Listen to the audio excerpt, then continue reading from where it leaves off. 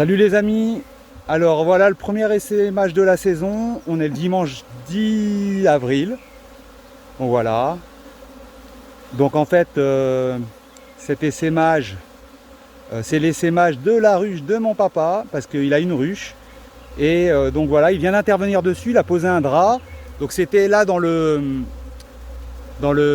tuyat, et là il laisse sa ruche ouverte de façon à ce que les petites elles rentrent dedans, d'ailleurs on voit bien qu'elles sont motivées par ça. On va réduire l'entrée. Alors, ce qu'on a fait, c'est que cette ruche-là, elle était très populeuse, la ruche qui a essaimé. Donc du coup, on lui a retiré un peu de couvain. Et là, on a fixé un cadre de couvain dedans. Donc du coup, du couvain operculé.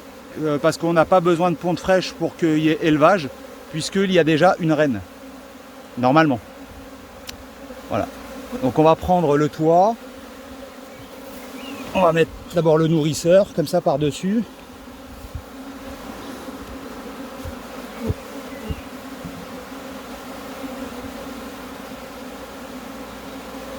Allez les petites, on y va doucement pour le bien-être des abeilles, hein.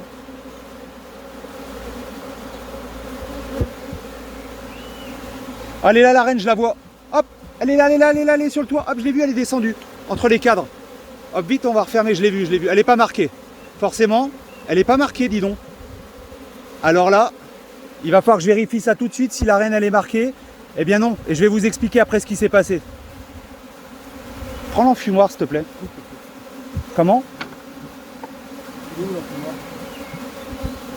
Regarde. Alors, c'est pas très grave. Calme-toi, c'est pas très grave, j'en ai pas besoin tout de suite, en fait. Alors vous voyez en fait là sur le dessus du nourrisseur il n'y a pas la partie métallique là, ce qui fait que ça fait exactement l'effet d'une porte.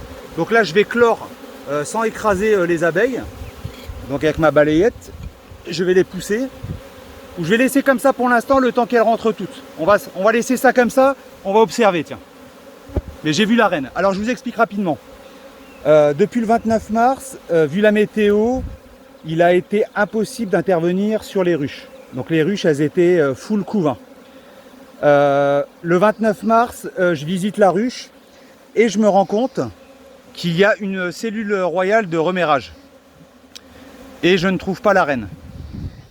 Alors, dans le doute, je me dis, peut-être qu'il y a la reine et j'ai pas envie que ça essaime.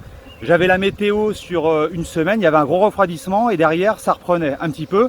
Je me suis dit, ça va décoller. Du coup, je vérifie si j'ai de la ponte fraîche. Comme ça, il y a possibilité de réélevage. Donc, j'avais bien des œufs. Des œufs de moins de 3 jours. Et on peut réélever aussi sur des larves de moins de 3 jours. C'est-à-dire, en fait, des larves qui arrivent à 6 jours. En partant de 0, voilà, 3 jours d'œufs, 3 jours de larves. Alors, ce qui s'est passé, c'est que j'ai détruit cette cellule royale.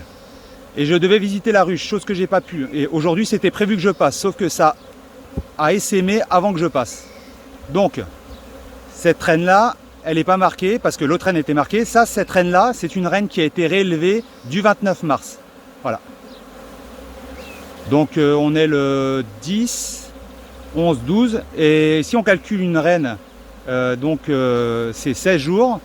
Donc, 4 jours. Donc, ça a sûrement été réélevé sur une larve de 1 jour. 3 jours d'œuf, 1 jour de larve, 4 jours. Naissance, 12 jours. C'est à peu près ça, vous voyez? Voilà. Donc on a mis un cadre de couvain operculé et là les petites elles rentrent, on va les laisser gentiment rentrer, nous on va aller s'occuper. Allez, salut, à plus!